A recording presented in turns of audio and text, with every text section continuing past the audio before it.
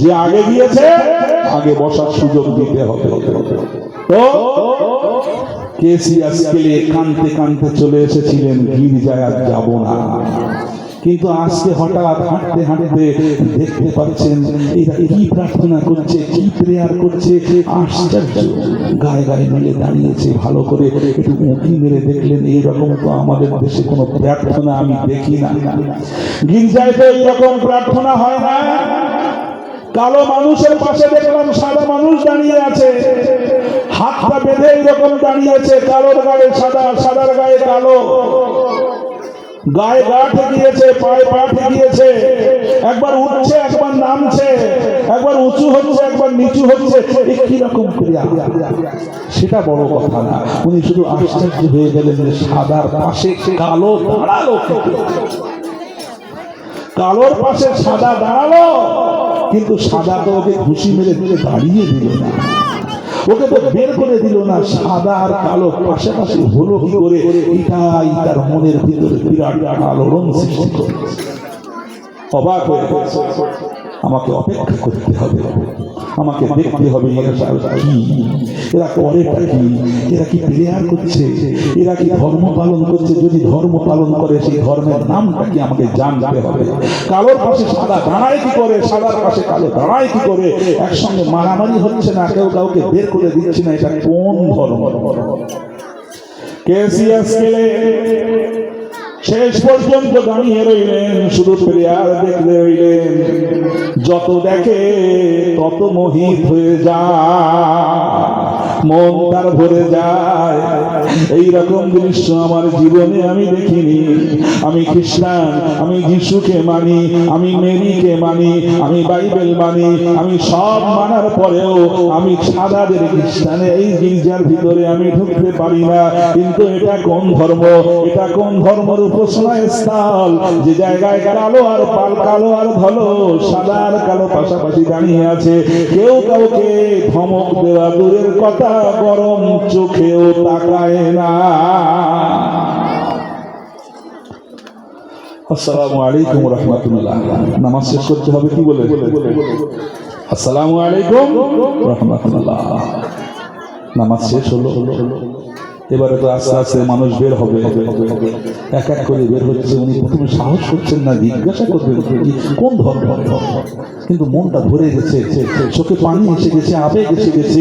যে এই ধর্মটাই হচ্ছে হয়তো সেই মানবিকতার ধর্ম, এটাই হয়তো আমার সেই কাঙ্ক্ষিত ধর্ম, যে ধর্মটা গ্রহণ করলে আমি মানুষ হিসাবে অধিকার পাবো। একজনকে জিজ্ঞাসা করলেন, ভাই তোমরা কারা? বলছে আমরা মুসলমান। বলুন সুবহানাল্লাহ। তোমরা কি করছিলে ভিতরে? আমরা প্রেয়ার করছিলাম। প্রেয়ার, তোমাদের প্রেয়ারের নাম কি? সালাত। প্রেয়ারের নাম সালাত। সালাত মানে আমরা বাংলায় বলি নামাজ, আসলে এটা বাংলা না, এটা ফার্সি শব্দ। আমাদের দেশে এক সময় ফার্সি কদর ছিল, সেই থেকে এটা নামাজ নামাজ হয়ে গেছে। আসলে আরবিতে হচ্ছে সালাত। তো তোমাদের এটা প্রেয়ার। আচ্ছা, একটা জিনিস আমাকে একটু বলো। আমি বড় আশ্চর্য হয়ে গেছি। কি কিসের জন্য, কি আশ্চর্য হয়েছেন? আমি লক্ষ্য করলাম তোমরা যখন প্রেয়ার করছিলে, তোমাদের অনেক মানুষ সব একসঙ্গে তোমরা ছিলে। কারো গায়ের রং আমার থেকেও কালো, কারো গায়ের রং অনেক সাদা ফর্সা, কিন্তু আমি লক্ষ্য করলাম কালোর পাশে সাদা দাঁড়িয়ে আছে, সাদার পাশে কালো দাঁড়িয়ে আছে। কই কাউকে তো কেউ এমনি করে ঠেলা দিয়ে দূরে সরিয়ে দিল না, চাপি মারলো না, পায়ে পা থেকে গেল, হাতে হাত থেকে গেল, কনুইতে কনুই থেকে গেল, গরম চোখেও তো তাকালো না। এটা কেমন ভাবে হতে পারে? ব্যাপারটা কি? তুমি জানো না, ইসলাম সম্পর্কে তুমি খবর রাখো না। ইসলাম বলে মানুষ যদি আল্লাহকে ভয় করে, ও সাদা আর কালো দেখার দরকার নেই। আল্লাহর কাছে ওর মর্যাদা সব থেকে বেশি হবে। জোরে বলুন সুবহানাল্লাহ। ইন্না আকরামাকুম ইনদাল্লাহি আতকাকুম। আমরা কালো দেখি না, সাদা দেখি না। আল্লাহ তাআলা কালো রং দেখেন না, আল্লাহ সাদা রং দেখেন না। আল্লাহ যেটা দেখেন সেটা হলো মানুষের অন্তর। ওই অন্তরে আল্লাহর ভয় কতটা আছে, ওই অন্তরটা কতটা ভালো, ওটা আল্লাহ তাআলা দেখেন। অন্তরটা যদি ভালো হয়, আল্লাহর ভয় যদি অন্তরের ভিতরে থাকে, ওই অন্তরওয়ালা আল্লাহর কাছে সব থেকে দামি হবে। অন্য কেউ রাজা বাদশাহ হলেও অত দামি হতে পারবে না। বললো আচ্ছা, আপনি এটা দেখে আশ্চর্য হয়েছে, হ্যাঁ, কিন্তু আর একটা জিনিস যদি আপনি দেখেন আরো আশ্চর্য। সেটা কি? বলছে আমাদের এই যে প্রেয়ার হচ্ছে, আমাদের একজন পরিচালক লাগে, ইমাম, তাই তো? নামাজ যখন জামাতে হয় ইমাম লাগে না, লাগে না? ইমাম লাগে। আমাদের ইমাম পরিচালক। আপনি শুনে আশ্চর্য হবেন না, দেখে আরো আশ্চর্য হবে। আমাদের ইমাম, ওর গায়ের রং আপনার থেকেও কালো। ধরে বলো সুবহানাল্লাহ। আমি সাদা মানুষ, কিন্তু আমাদের ইমামের গায়ের রং আমার আপনার থেকেও কালো। এইরকম ইমাম, যিনি সব সাদাদেরকে নামাজ পড়ান, নামাজ পরিচালনা করেন, আপনি তার সঙ্গে কি সাক্ষাৎ করতে চান? কথা বুঝতে পারছেন? মনটা ভরে গেছে, আবেগে আর থাকতে পারছেন না। আমি তো একটু তার সঙ্গেই কথা বলবো, তবে তো আমার প্রাণটা জুড়াবে। চলো তার কাছে, আমাকে নিয়ে চলো। কেসিয়াস চলে গেলেন ইমামের কাছে। ইমাম সাহেব, আমি তো জানি না ইমাম কাকে বলে, তবে আপনি পরিচালক। আমি শুনলাম আপনি নাকি নামাজ পড়ান, এই প্রেয়ারের আপনি নাকি হচ্ছেন মহাপরিচালক। তো আমি তো দেখছি আপনার গায়ের রং আমার থেকেও কালো। আপনি যখন এই জায়গায় ইমাম হলেন, লোকেরা মানলো কি করে আপনাকে? আমি এত বিখ্যাত, আমি এত সোনার মেডেল পেলাম, তারপরেও আমার নিজের জাতির, আমি মসজিদে মানে গির্জায় গেলাম, আমাকে বের করে দিল, আপনি কালো হও, আমার থেকেও কালো। কিভাবে আপনি ইমাম হয়ে গেলেন সেটা তো আমার বুঝে আসলো না। এটা কোন ধর্ম, আমাকে একটু বোঝান। সুবহানাল্লাহ বলে। ইমাম সাহেব বলেছেন, আপনি ইসলামের ইতিহাস যদি জানতেন, ওকে সিয়াসকেলে প্রশ্ন আমাকে করার দরকার হতো না। কারণ আমার থেকেও আরেকজন কালো ছিল, তার নাম হলো বেলাল। জোরে বলো, কি নাম? বেলাল।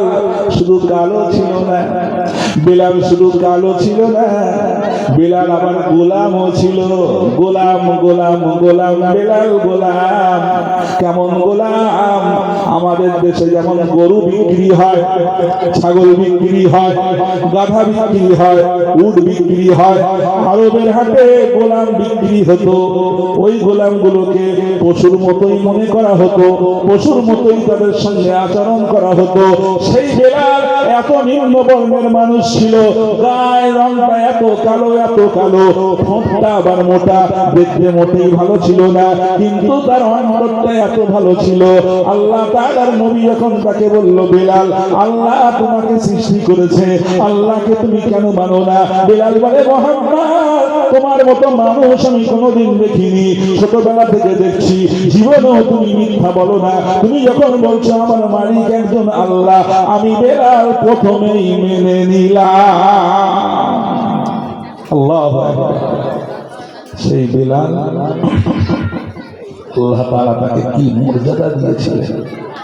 গায়ের রং কালো না সাদা, দেখতে ভালো না কুৎসিত। আল্লাহু আকবার। কথা শেষ করব, শুধু শুনেন। এই রজব মাসে আল্লাহর নবী মেরাজে গিয়েছিলেন, বেলালের মর্যাদা দেখে এসেছিলেন একেবারে জান্নাতের ভিতরে। জোরে বলুন সুবহানাল্লাহ। রাসূলকে আল্লাহ তাআলা বললেন, রাসূল, তোমাকে সান্ত্বনা দেওয়ার জন্য আমি নিজের কাছে তোমাকে ডেকেছি। বাচ্চারা কথা বলো না, হে বাচ্চা। হে রাসূল, লিনুরিয়াহু মিন আয়াতিনা, তোমার দুঃখ অনেক নবী যে তোমার পাশে দাঁড়িয়েছিল তোমার চাচা আবু তালেব দুনিয়া থেকে বিদায় নিয়েছে, তোমার পাশে দাঁড়িয়েছিল তোমার স্ত্রী খাদিজা, খাদিজাও বিদায় নিয়েছে, তুমি এখন চলে গেছো ওই তায়েফে, তায়েফের মানুষ তোমাকে ধরে মারলো, তোমার কত দুঃখ কত কষ্ট আমি কিন্তু আল্লাহ সব লক্ষ্য রাখছি, তোমাকে একটু সান্ত্বনা দেব বলে আমি তোমাকে নিজের কাছে ডেকেছি, আমার নিদর্শনগুলো আমি তোমাকে দেখাবো, লিনুরিয়াহু মিন আয়াতিনা, আমার নিদর্শনগুলো দেখে তুমি খুশি হয়ে যাবে। সুবহানাল্লাহ। রাসূল তোমার কাছে আমি জিবরিলকে পাঠিয়ে দিলাম। আল্লাহু আকবার। লম্বা চওড়া মিরাজের ওয়াজ আজকে করছি না, শুধু বিলালের কথা এসে গেল, কেসি আজকেলের কথা এসে গেল বলে বলছি। আল্লাহর নবীকে আল্লাহ তাআলা আরশে আজিম পর্যন্ত দেখিয়েছেন, বলুন সুবহানাল্লাহ। কল্পনাও করা যাবে না, বিজ্ঞানীরা কল্পনাও করতে পারে না কোথায় আরশে আজিম। চাঁদ পর্যন্ত নাকি বিজ্ঞানীরা গিয়েছে, নীল আর্মস্ট্রং ওয়ার্ল্ড কলেজ, তাও সবাই মানে না। রাশিয়ার লোকেরা এখনো স্বীকার করে না যে তারা চাঁদে গিয়েছিলেন 1969 খ্রিস্টাব্দে, কিন্তু যদিও গিয়ে থাকেন চাঁদ পর্যন্ত গিয়েছে, তার উপরে আজ এখনো পর্যন্ত কোনো মানুষ যায়নি, গাড়ি গিয়েছে।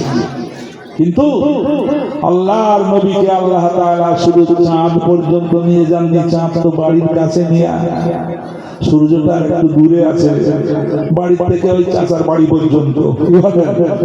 সূর্য কত দূর? 15 কোটি কিলোমিটার দূর। কত দূর? 15 কোটি কিলোমিটার, মানে এখান থেকে বেহালা চৌরাস্তা পর্যন্ত। না বেশি হবে? কম হবে না বেশি হবে? কেন বলছি বেহালা চৌরাস্তা? কারণ যদি আপনি বোঝেন যে তারাগুলো এত কত দূর, আল্লাহু আকবার, তারাগুলো ছোট মনে হয় না সূর্য ছোট মনে হয়? কোনটা ছোট মনে হয়? তারা একেবারে আঙুলের মাথার মতো দেখা যায়, সূর্যটাকে একটু বড় দেখা যায়, তাহলে আসলে বড় কোনটা? তারা বড়, সূর্য বড় দেখা যায়, কিন্তু বিজ্ঞান বলছে ওটা বড় না। সূর্যটা কত বড়? পৃথিবীটা যত বড় তার থেকে কত লক্ষ গুণ? 13 লক্ষ গুণ বড়। সুবহানাল্লাহ, তাও বলবেন না? আল্লাহু আকবার। 13 লক্ষ গুণ বড় সূর্য, আর 15 কোটি কিলোমিটার উপরে সেই সূর্যটা রয়েছে। আমার রাসূল কি ওই এলাকা পার হয়েছে না হয়নি? বলে বলো। আল্লাহ তাআলা বলছে, বান্দা আমার রাসূল শুধু সূর্যের এলাকা পার হয়নি, ওই যে তারার এলাকা, যে প্রথম আসমানে যত তারা, মোট 21টা না 33টা, কটা যেন তারা আছে, আপনারা বুঝেছেন নাকি কেউ? আল্লাহ বলছে, বান্দা কারো ক্ষমতা হবে না, কতগুলো তারা আমি তৈরি করেছি, এটা আজ পর্যন্ত কেউ বলতে পারিনি আর পারবে না, কিন্তু সব তারাগুলো প্রথম আসমানে আমি রেখেছি তোদের লাইট হিসাবে। ওয়ালাকাদ যায়্যানাস সামাআদ দুনিয়া বিমাসাবিহা, আমি এই দুনিয়ার আকাশটাকে সাজিয়েছি লাইটিং করে। বলুন না সুবহানাল্লাহ। এই লাইটিং দেখতে ভালো লাগে না? এখানে যদি লাইট টাইট না থাকতো, অন্ধকারে কি ভালো লাগতো? আরে আল্লাহ তাআলা তো শিখিয়েছেন লাইটিং করতে হবে। আল্লাহ বলছে, তোদের এই আকাশ, প্রথম আকাশ যেটা পৃথিবীর আকাশ, যায়্যানাস সামাআদ দুনিয়া, দুনিয়ার আকাশটা যেটা আমি এটা সাজিয়েছি, যায়্যানা আমি সাজিয়েছি, কি দিয়ে সাজিয়েছি? বিমাসাবিহা, প্রদীপ দিয়ে। এবারে বলুন না সুবহানাল্লাহ। সূর্য প্রদীপ, চন্দ্র প্রদীপ, গ্রহ প্রদীপ, নক্ষত্র প্রদীপ, এই সমস্ত প্রদীপ দিয়ে আমি সাজালাম। কিন্তু শোন, সবগুলো কিন্তু এক জায়গায় না।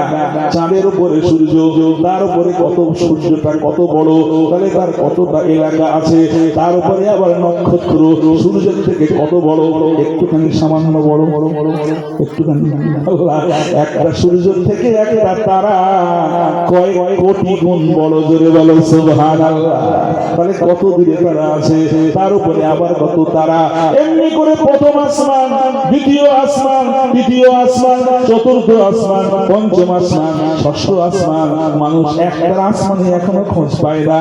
আর আল্লাহ বলছে, সাবা সামাওয়াতিন তিবাগা, আমি স্তরে স্তরে 7টা আকাশ রেখে দিয়েছি। হাদিসে এসেছে প্রথম আকাশ থেকে প্রথম এই জমিন থেকে প্রথম আকাশটা যত দূর, আবার প্রথম আকাশ থেকে দ্বিতীয় আকাশ তার থেকে আরো বেশি দূর। তাহলে কোথায় আমার নবীকে আল্লাহ নিয়ে গেছে? এমন করে যেতে যেতে সাত আসমানের উপরে সিদরাতুল মুনতাহা একটা গাছ আছে, কুল গাছ। কুল মানে আমাদের দেশের কুলের মতো কুল না, বিরাট বিরাট জ্বালা। জ্বালা দেখেছেন? মাটি ভাঁড় আগে থাকতো, মানুষ পানি রাখতো, সেই রকম জ্বালার মতো ফল হয়, সেটা আছে একেবারে সপ্ত আসমানের উপরে। তারপরে ইন্দাহা জান্নাতুল মাওয়া, তার পাশে আছে জান্নাত। আল্লাহ তাআলা বললেন, নবী, সব নবীকে দুনিয়ায় পাঠিয়েছি, কাউকে জান্নাত দেখাইনি, কাউকে আমি জাহান্নাম দেখাইনি, কাউকে বলিনি নিজের চোখে যা দেখো আর মানুষকে বলো।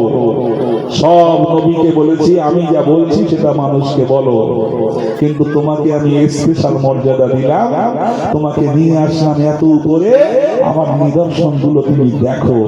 জান্নাত দেখো, জাহান্নাম দেখো, আরশ দেখো, কুরসি দেখো, লৌহ দেখো, কলম দেখো, সব দেখো। আর দেখে মানুষের কাছে গিয়ে বর্ণনা করো, কারণ মানুষ জানে তোমার থেকে সত্যবাদী পৃথিবীতে হয়নি, হবে না। ঘুরে বলো সুবহানাল্লাহ। শুধু কি মুসলমানরা সত্যবাদী বলেছিল? তখন তো ইসলাম প্রচারই হয়। রাসূলকে যখন সত্যবাদী লাকাব দেওয়া হয়েছিল, আল আমিন আস-সাদিক, তখন তো ইসলামের শুরুই হয়নি। তখন তো রাসূল নবুয়ত পাননি দুনিয়ায়। আল্লাহ আগে নবুয়ত দিয়ে রেখেছিলেন, মানুষ তো জানতো না। সেই সময়ে যখন সবাই মিথ্যায় ডুবেছিল, যখন মানুষ ধোঁকার মধ্যে ডুবেছিল, একে অপরকে মিথ্যা ছাড়া বলতো না, ধোঁকা ছাড়া কথা বলতো না, সেই সময় মক্কার লোকেরা বলেছিল, আরে আমাদের এই দেশে যদি কোনো মানুষ থাকে, আল আমিন মহাবিশ্বাসী, আস-সাদিক মহাবিশ্বাসী, এমন যদি কেউ থাকে, সবাই তারা শত্রুরা, পরে যারা শত্রু হয়েছিল তারা সেদিন বলেছিল, এই লাকাব, এই রকম ভাবে খেতাব যদি কাউকে দেওয়া যায়, ওই খেতাব, ওই লাকাব মুহাম্মদ ছাড়া আর কাউকে দেওয়া যাবে না। জোরে বলুন সুবহানাল্লাহ। আল্লাহ নবীকে তারা খেতাব দিয়েছে। আমাদের দেশে 26শে জানুয়ারি সামনে আসছে না? 26শে জানুয়ারি রাষ্ট্রপতি অনেককে খেতাব দেবে, কাউকে পদ্মশ্রী, কাউকে পদ্মভূষণ, কাউকে ভারত রত্ন, কাউকে পরমবীর, কাউকে মহাবীর, এসব খেতাব দেয় না? দেয় না? আরবের বুকে ওকাজ মেলাতে এইরকম খেতাব দেওয়া হতো বিখ্যাত বিখ্যাত মানুষদেরকে। সে বছরে লোকেরা বলল, আমরা এমন একটা খেতাব এবারে দেব, এমন একজনকে দেব, এই খেতাব পৃথিবীর বুকে কাউকে দেওয়া হয়নি, আর কোনদিন হয়তো দেওয়া হবেও না। কাকে দেওয়া যাবে? একজন যুবককে দেওয়া যাবে, যে যুবক আমাদের জানা মতে সবাই সাক্ষ্য দিল, জীবনেও কোনদিন ঠাট্টা করে ইয়ার কি করেও মিথ্যা বলে না। একটু জোরে বলো সুবহানাল্লাহ। আরে মিয়া, আমি যতই সত্যি কথা বলি, ঠাট্টা করে দিয়ে একটা মিথ্যা হয় না? হয় না? নাতির সঙ্গে ঠাট্টা, আরে বাচ্চার সঙ্গে ঠাট্টা, ছাত্রের সঙ্গে ঠাট্টা, কত মিথ্যা বেরিয়ে যায়। কিন্তু নবী যদি ঠাট্টাও করে বলেছেন কিছু, সেটাও ঠাট্টা, কিন্তু সেটা মিথ্যা না, সেটাও সত্য। জোরে বলো সুবহানাল্লাহ। একটা উদাহরণ দেই, লম্বা করবো না। কিরকম? আল্লাহর নবী একদিন মসজিদে নববীর ভিতরে হঠাৎ করে সাহাবাদেরকে বললেন, সাহাবারা একটা আশ্চর্য জিনিস দেখো। হুজুর, কি আশ্চর্য? হুজুর, বাইরে গিয়ে দেখো একজন মুয়াজ্জিন আর একজন মুয়াজ্জিনকে জবাই করছে। আল্লাহু আকবার বলেন। আরে মুয়াজ্জিন আর মুয়াজ্জিনকে জবাই করছে, এটা কি হাসির কথা? আল্লাহর নবী হাসি মুখে বলছেন, আর সাহাবাদেরকে বলছেন, যাও বাইরে গিয়ে দেখে এসো, একজন মুয়াজ্জিন আর একজন মুয়াজ্জিনকে জবাই করছে। আরে অবাক হবে না সবাই? অবাক, ইয়া রাসূলুল্লাহ, মুয়াজ্জিন মুয়াজ্জিনকে জবাই করছে, ব্যাপারটা? হুজুর বললেন, যাও বাইরে গিয়ে দেখো। বাইরে গিয়ে দেখা গেল মসজিদে নববীর যিনি মুয়াজ্জিন ছিলেন, কি নাম? যার কথা বলছি আমি, কি নাম? হযরতে বেলাল। বাইরে গিয়ে দেখা গেল ওই মসজিদের মুয়াজ্জিন বেলাল একটা মোরগ জবাই করছে। বলো সুবহানাল্লাহ। কি জবাই করছে? মোরগ। তো মোরগকে মুয়াজ্জিন কেন বললো? রাসূল নিজে বলেছেন ও মোরগ ও মুয়াজ্জিন, ও মোরগ ও আযান দেয়। জোরে বলো সুবহানাল্লাহ। মোরগ আযান দেয়। তোমার মসজিদের মুয়াজ্জিন যদি আযান দিতে ভুলে যায় যেতে পারে। তোমার মসজিদে যদি একদিন আযান ঘুম না ভাঙে মুয়াজ্জিনের আযান নাও হতে পারে, ঠিক না ভুল? কিন্তু আল্লাহ তাআলা যাকে দুনিয়ার বুকে একটা প্রাণী হিসেবে মুয়াজ্জিন তৈরি করে দিয়েছে, ওর আযান দিতে কোনোদিন ভুল হবে না। জোরে বলো সুবহানাল্লাহ। রাসূল নিজে বলেছেন ওই মোরগ আযান দেয়। এই জন্য মোরগ আছে নাকি আপনাদের বাড়ি? এদিকে তো এখন থাকার কথা না। কি বলে? রাসূল বলেছেন লা তাসুবুদ্দিন, মোরগকে কখনো তোমরা গালি দেবে না। মুরগির কথা বলেননি, মোরগের কথা বলেন। লা তাসুবুদ্দিন, কখনো তোমরা মোরগকে গালি দেবে না। কেন? ফাইন্নাহু, শব্দটা খেয়াল করে, ফাইন্নাহু ইউআযজিনু লিস-সালাত, কারণ মোরগ নামাজের জন্য আযান দেয়। জোরে বলুন সুবহানাল্লাহ। শুধু আযান দেয় বলেননি, আযান মানে তো ডাকা, কক কক কক কক করে তো ডাকে। ও ডাকের কথা রাসূল বলেননি। রাসূল বললেন ইউআযজিনু লিস-সালাত, নামাজের জন্য আযান দেয়। আরো জোরে বলুন সুবহানাল্লাহ। আমি হাওড়া জেলা থেকে আমার বারাসাতে ফিরছি, হাই রোড। আমার ইচ্ছা ছিল, অনেকদিন আগের কথা বলছি, অনেকদিন আগের কথা বলছি, আমি সেখান থেকে জলসা শেষ করলাম। গরম তো, জলসা শেষ করে আমি ওযু করে উঠলাম যে আমি ইনশাআল্লাহ বাড়ি ফজর দিয়ে পড়বো, যদি না হয় ইমার্জেন্সি দরকার হয় রাস্তায় পড়ে দেবো। রাস্তা জ্যাম হয়ে গেল। সামনে দেখলাম অনেক বাস দাঁড়িয়ে আছে, বাসের মাথায় দেখলাম অনেক বস্তা। আল্লাহু আকবার। আযান কখনো কোনো মসজিদে শোনা যায়নি, কিন্তু ওই বাসের মাথার থেকে এত আযান, এত আযান, এত আযান শুনছি, মানুষ বিরক্ত হয়ে যাচ্ছে যে আযান যেন আর শেষ হয় না। জোরে বলো সুবহানাল্লাহ। কি হাইয়া আলাস সালাহ, হাইয়া আলাস সালাহ জান্নাহ, হাইয়া আলাল ফালাহ, হাইয়া আলাল ফালাহ জান্নাহ, আস-সালাতু খায়রুম মিনান নাওমি, আওয়াজনা কক কক কক কক কক।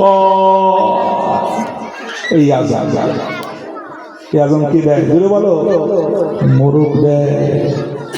রাসূল মিথ্যা বলেন না, ঠাট্টা করে হলেও যেটা বলেন ওটাও সত্য হয়। রাসূল বলেছেন আযান দেয় মোরগ, মোরগ ও মুয়াজ্জিন, বেলাল মুয়াজ্জিন আর একজন মুয়াজ্জিনকে জবাই করছে। কথা সত্য না মিথ্যা? আল্লাহর নবীর কথায় কোনো ভুল আজ পর্যন্ত কেউ পায় না। এজন্য তারা বলেছিল খেতাব যদি কাউকে দিতে হয়, মহা সত্যবাদী, মহাবিশ্বাসী, এমন যদি পৃথিবীতে কাউকে পাওয়া যায়, একজনকেই পাওয়া যাবে, ওনার নাম মুহাম্মদ ছাড়া আর অন্য কেউ হবে না। সুবহানাল্লাহ। তারা সেদিন ও কাজের মেলায় আল্লাহর নবীকে খেতাব দিয়েছিল আল আমিন আস-সাদিক, মহাসত্যবাদী। সেই নবীকে আল্লাহ তাআলা বললেন, নবী তুমি সব দেখে যাও, তোমার কথা মানুষ মানতে বাধ্য হবে, কারণ ওরা তোমাকে মহা সত্যবাদী বলে খেতাব দিয়েছে, তোমাকে মহা সত্যবাদী বলে ওরা তোমাকে লাকাব দিয়েছে, উপাধি দিয়েছে, তোমার কথা মানতে বাধ্য হবে। দেখো সব দেখো, আমার জান্নাত দেখো, জাহান্নাম দেখো, আমার যত নিদর্শন সব তুমি দেখে যাও। আল্লাহ কেসিয়া স্কেলের কথা মনে আছে না? নাই? কেসিয়া স্কেলে বলেছিলেন, এই ওই ইমাম সাহেব বলেছিলেন, কেসিয়াস আমার গায়ের কালো রং দেখে তুমি আমার মর্যাদা দেখে অবাক হয়ে যাচ্ছ। আমি এখানকার ইমাম হয়েছি আমার গায়ের রংটা কালো বলে, কিন্তু তুমি যদি ইসলামের ইতিহাসটা জানো, আমার থেকেও অনেক কালো, অনেক কালো, অনেক কালো। ওই কালোর নামটা হলো বেলাল। আল্লাহ তাআলা তাকে যে মর্যাদা দিয়েছিলেন, ওই মর্যাদা কোনো সাদাকেও আল্লাহ দেন না। এরকম মর্যাদা। ওই বেলাল ছিলেন মসজিদের ইমাম, মসজিদের মুয়াজ্জিন। কিন্তু রসুল যখন গেলেন আল্লাহর জান্নাত দেখতে, রসুল জান্নাতের ভিতরে পায়চারি করছে, এক কামরা থেকে আরেক কামরা। আল্লাহর জান্নাত কত সুন্দর! হাদিসে এসেছে গোটা দুনিয়া যদি বিক্রি করে দেওয়া হয়, দুনিয়ার ভেতরে যা আছে উপরে যা আছে সব মিলিয়ে কত টাকা হবে? 5,000। আরে বলো 10,000। আল্লাহ এক একটা জমি এক একটা কাটাই তো মনে হচ্ছে এখানে 30-40 লাখ টাকা দাম। এরকম জমি সব যদি বিক্রি করে দাও, আরে তলায় যে কত সোনা আছে কে জানে, মাটির নিচে কত সোনা, কত রূপ, কত খনিজ পদার্থ সব যদি বিক্রি করো, আল্লাহ নবী বলেছেন শোনো, জান্নাতে 1 বিঘত জায়গা কেনার ক্ষমতা কারো হবে না। জোরে বলো সুবহানাল্লাহ। সেই জান্নাতে আল্লাহর নবী ঘুরছেন, আল্লাহ নবীকে আল্লাহ তাআলা সব দেখাচ্ছেন, জিবরিল সঙ্গে আছেন, জিবরিল সব দেখাচ্ছেন ঘুরিয়ে ঘুরিয়ে, হুজুর আপনার মাকামে মাহমুদটা কোথায় আপনি দেখে নেন। আর একটা প্রাসাদ দেখালেন, বললেন ওই প্রাসাদটা হচ্ছে ওমর ইবনে খাত্তাবের প্রাসাদ। সুবহানাল্লাহ। স্পেশাল করে আল্লাহ নবীকে ওমর ইবনে খাত্তাবের প্রাসাদ দেখানো হয়েছিল সেই মেরাজের রাত্রিতে। তারপরে রসুল দেখতে দেখতে যাচ্ছেন, হঠাৎ করে এক জায়গায় থমকে দাঁড়িয়ে গেলেন। কে যেন আগে আগে আগে আগে হেঁটে হেঁটে হেঁটে হেঁটে যাচ্ছে। রসুল অবাক হয়ে গেলেন, কে হাঁটে আমার আগে? এই জায়গায় তো আমি ছাড়া আর কেউ আসেনি, মেরাজ তো আমার একার, অন্য কারো তো মেরাজ হচ্ছে না। জিবরিল তো দুনিয়া থেকে আমাকে নিয়ে এসেছে, আর তো কেউ এই জায়গায় থাকার কথা না। কিন্তু জান্নাতের ভিতরে আমার আগে আগে কে হেঁটে যায় তাও তো বুঝি না। আল্লাহ নবী অবাক হয়ে গেলেন, কি হাঁটে? পায়ের আওয়াজটা শোনা শোনা শুনে বোঝার চেষ্টা করছেন এটা কার পায়ের আওয়াজ হতে পারে। এখনকার মাশাআল্লাহ জুতো পরলে তো বোঝা যায় না যে কি হাঁটে। আগের খরম পড়লে বোঝা যেত, খরমের আওয়াজে বোঝা যেত যে ওরা সামাদ চাচা যায় না কবির চাচা যায়। আল্লাহু আকবার। রাতের বেলা মানুষ আন্দাজে বলে দিত সমিত চাচা যাচ্ছে কি সমিত চাচা যাচ্ছে, কোন চাচা যাচ্ছে, পায়ের আওয়াজই বলে। আল্লাহ নবী থমকে দাঁড়ালেন, না পায়ের আওয়াজটা কার? এটা কি আমার আবু বকরের পায়ের আওয়াজ? গভীর রাতে আবু বকর আমার সঙ্গে দেখা করতে আসে। এটা কি আমার ওমরের পায়ের আওয়াজ? ওমর তো রাতের বেলা আমার সঙ্গে দেখা করতে আসে, আওয়াজটা তো আমার চেনা। কিংবা আমার উসমানের পায়ের আওয়াজ কি এটা? না আমার আলীর পায়ের আওয়াজ, না তাও তো না। তার পায়ের আওয়াজ। রাসূল ভালো করে পরীক্ষা করছেন, রাসূল পরীক্ষা করে রাসূল হাদিসে বলেছেন, তারপরে আমি বুঝলাম ফাইজা খাশাতা বিলাল। আমার আর বুঝতে বাকি রইল না, জান্নাতের ভিতরে যার পায়ের আওয়াজ পাওয়া যাচ্ছে ওটা আমার কালো বিলাল। জোরে বলো সুবহানাল্লাহ। চিন্তা করে, একজন কালো মানুষ শুধু না, দাস। একজন দাসকে ইসলাম কত মর্যাদা দিয়েছে। ভারতবর্ষে এত মুসলমান দেখা যায় তরবারি দিয়ে না, তাদেরকে অন্তর দিয়ে জয় করা হয়েছিল, তাদেরকে ভালোবাসা দেওয়া হয়েছিল, বলা হয়েছিল মসজিদের ভিতরে তোমার জন্য দরজা খুলে দেওয়া হলো, তুমি এসো। এজন্য একজন না, দুজন না, তিনজন না। কেসিয়া স্কুলে যখন এই ঘটনা জানার পরে আর বলেছিলেন, আমি আর দেরি করতে চাই না। যে ধর্মের সন্ধানে আমি ছিলাম, মানুষকে মানুষের মর্যাদা দেয় এমন ধর্ম, আমার গায়ের রংটা কালো হওয়ার পরে আমি সেই জায়গায় কোনোদিন মানুষের মর্যাদা পাইনি। আজকে আমি আশা করছি আমি মানুষের মতো মর্যাদা পাবো। আমি তাহলে এখন কি করব? ইমাম সাহেব বললেন, দেরি আর করার দরকার নেই, শুধু একবার পড়ো, লা ইলাহা ইল্লাল্লাহু মুহাম্মাদুর রাসূলুল্লাহ। কেসিয়া স্কুলে আর নাম থাকলো না, কি নাম হয়ে গেল? আরে বলেন, মুহাম্মদ আলী কেলে হয়ে গেল। আল্লাহু আকবার। হেদায়েতের মালিক আল্লাহ ইসলাম দেখিয়েছে কাউকে মানুষ হিসাবে কিভাবে সম্মান দিতে হয়। স্বামী বিবেকানন্দ তাই বলেছিলেন, আমাদের দেশেও যারা বলে জোর করে তরবারির ভয় দেখিয়ে তরবারি মেরে জোর করে মানুষকে মুসলমান দিকে বানিয়েছে, রং রং রং, ভুল কথা। 1/5 of our people have become Mohammedans. একজন দুজন মনে করো না, ইসলামের আদর্শ দেখে, ইসলামের ভ্রাতৃত্ব দেখে, ইসলামের মহানতা দেখে একজন দুজন না, 1/5 of our people, ভারতবর্ষের টোটাল যে জনসংখ্যা তার ভিতরে 5 ভাগের 1 ভাগ মানুষ ইসলামের আদর্শ দেখে, ইসলামের মহানুভবতা দেখে তারা ইসলাম গ্রহণ করে নিয়েছিল, বলেছিল ঈমানের কালিমা লা ইলাহা ইল্লাল্লাহু মুহাম্মাদুর রাসূলুল্লাহ।